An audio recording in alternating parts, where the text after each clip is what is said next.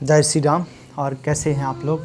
आशा करता हूँ सभी लोग अच्छे होंगे। बड़ी अच्छी आज की स्टोरी है, बहुत ही प्यारी स्टोरी है।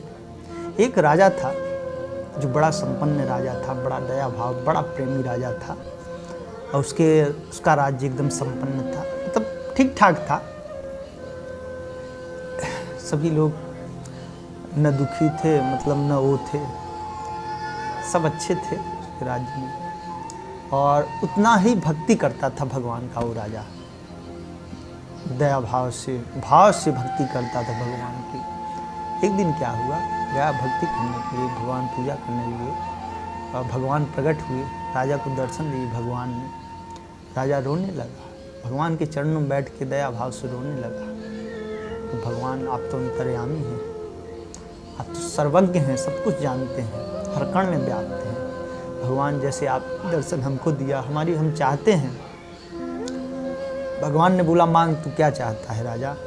इतने दिन से तू भक्ति कर रहा है, जो चाहता है तू मांग ले आज हमसे। बोला, भगवान मुझे कुछ नहीं चाहिए, आपकी दया से मेरे पास सब कुछ है। मात्र एक चीज़ मन में एक कुछ है, आप वही पूर्ण कर दीजिए। बोले राजा, बोले भगवान बोले, बोल क्या चाहता है? जो तू चाहता है वो मिलेगा। बोला राजा कि भगवान, मैं ये चाहता हूँ कि जैसे आपने मुझे दर्शन दिया, मैं चाहता हूँ कि मेरी प्रजा है, जो मेरे परिजन हैं, जो जितने भी सब लोग हैं, उनको आप दर्शन दीजिए जैसे हमको दर्शन दिया। तो भगवान बोले कि जैसे तेरे अंदर दया भाव है और जैसे तू भगवान के दर्शन करना चाहता था इतने दिन से, तो क्या सब लोग ऐसे हैं कि जो भगवान के दर्शन करना चाहते हैं? तो राजा बोला, क्यों नहीं, भगवान के कौन दर्शन नहीं करना चाहता है? आप ये बताइए, भगवान का कौन दर्शन नहीं करना चाहता है? भगवान ने बोला, ठीक है, तुम्हारी इच्छा है, पूरी करनी पड़ेगी। बोले, इस पहाड़ी पे आ जाना, हम तुम्हारी इच्छा ही पूरी कर देंगे, क्यों टेंशन लेते हो? क्यों चिंता करते हो? तो उनने समय निर्धारित किया, बताया। राजा आए, अपने राज्य में उन्होंने डंका पिटवा दिया कि भगवान आने वाले, इस पहाड़ी पे इतने बजे चलना है। समय निर्धारित हुआ, लोगों ने, सब परिजन जितने थे, पूरे राज्य वाले, उन्होंने चालू किया, चलना चालू किया। जैसे ही कुछ दूर चलते हैं तो एक तामा का पहाड़ दिखाई देता है, और जैसे ही तामा का पहाड़ दिखाई देता है तो राजा बोलते हैं कि आप लोग उस साइड न जाइएगा, भगवान लोभ दे रहे हैं दर्शन करने के लिए। आपको अगर भगवान का दर्शन करना है तो हमारे साथ चलिए।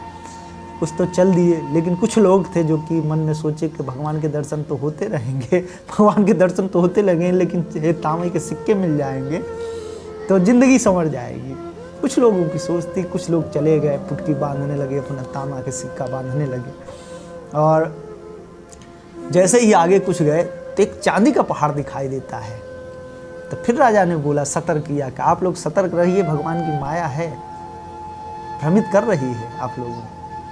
तो कुछ लोग तो मान गए कि भाई सही कह रहे हैं, लेकिन कुछ लोग जैसे ही वो निकले, कुछ लोग मन में ये है कि चांदी के सिक्के हैं, अगर मिल जाएगा तो जीवन संवर जाएगा। कुछ लोग गए और चांदी के सिक्के भरने लगे, पुटकी बना लेने लगे। कुछ लोग आगे निकल गए, और कुछ लोग आगे निकल गए तो जब जैसे ही आगे चलते तो एक सोने का पहाड़ दिखाई देता है। और जब सोने का पहाड़ दिखाई देता है, उनने देखा तो राजा ने फिर बोला, आप लोग भ्रमित न होइएगा।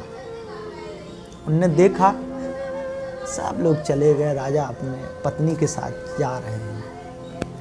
अब लोग, राजा को बड़ी अंदर ही अंदर बड़ा दुख हुआ कि भगवान से हमने बोला था कि लोग दर्शन करने चाहते हैं, लेकिन भगवान की माया।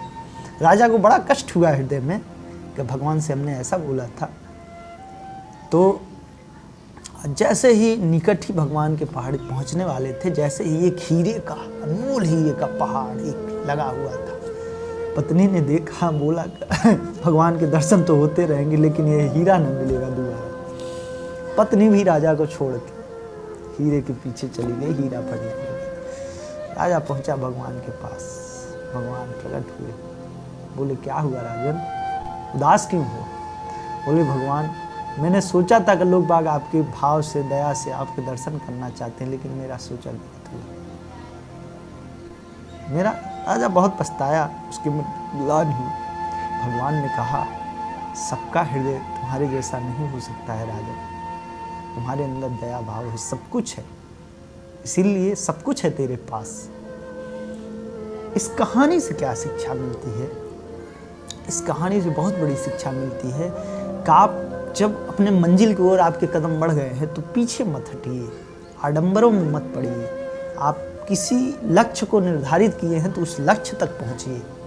बीच में दूसरा देखकर, लोभ देखकर या कुछ देखकर आप जाइए ना, अपने लक्ष्य को अचीव करिए, प्राप्त करिए। इस कहानी से बहुत बड़ा अर्थ निकलता है, कहानी से भाव निकलता है कि अपने लक्ष्य को है, जो आपका लक्ष्य है उसको आप प्राप्त करिए। अगर स्टोरी अच्छी लगी हो तो लाइक करिए, कमेंट करिए और शेयर करिए। सुनने के लिए धन्यवाद। जय श्री राम।